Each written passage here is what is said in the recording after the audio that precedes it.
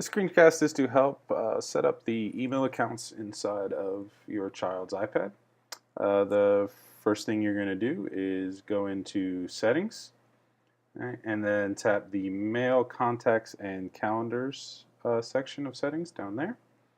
And then up at the top you see that Add Account button. Go ahead and tap that. And then I tap Microsoft Exchange. In here, you're going to put the student's school email address, their school email password, and then the description is the name of that account on the device itself.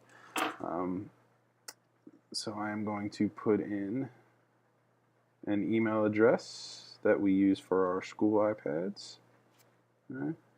I'm going to change the name to school email, just so I have an easy way of understanding it. And then I'm just going to pull this out of frame for a second to put in the password. Yeah. Once I put that in and I hit next, it goes through a verification process.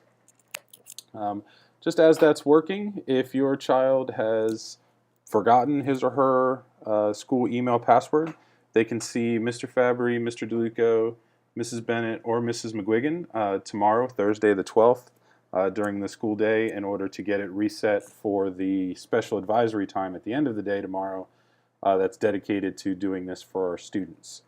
All right. So you can see on the next screen, now that everything is verified correctly, I have the option of syncing things from my account. You obviously want to sync the mail. That'll make the mail show up in your account. You can choose to sync contacts, calendars, and reminders. Say I don't want the contacts from my Exchange account to be synced to my iPad, so I can go ahead and turn that off. I do want my calendar, so anything that I add on my calendar is synced. And say I don't really use reminders, so I'm going to take that off. Once I allow that, I go ahead and hit save. And then everything is set up. You'll see up here that the school email has gone in there. If at any point I need to change the settings to that, I can go back to this screen and tap that, and you can see that I have some settings here that can change. Again, the syncing on and off switches are there.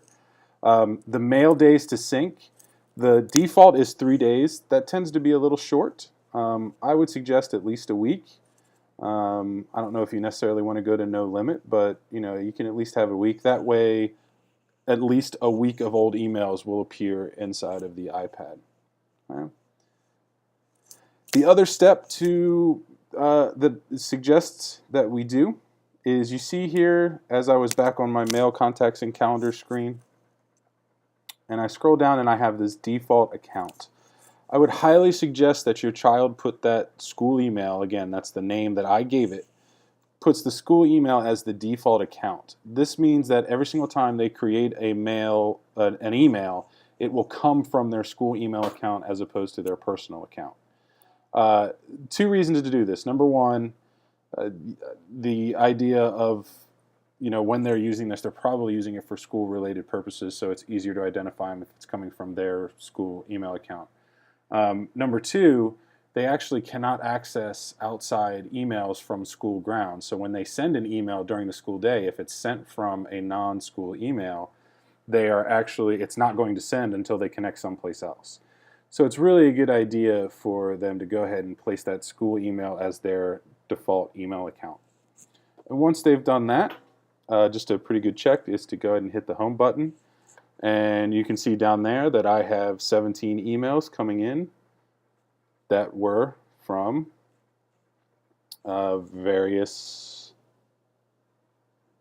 I go to the school email and I have all of these emails that came in to that email address. So that should be all they need to do for the setup, and it should be working from there. If you have any questions about it, just contact Jason DeLuco at jason.deluco@smrhs.org. Thank you.